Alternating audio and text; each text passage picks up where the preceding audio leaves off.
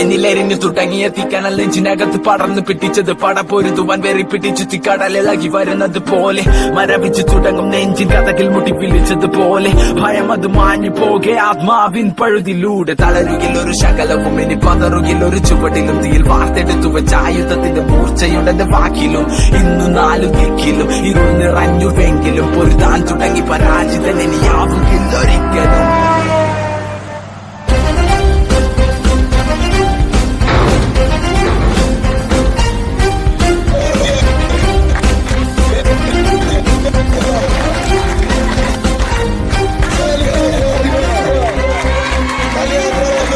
ഇതൊന്നും നല്ലതല്ല.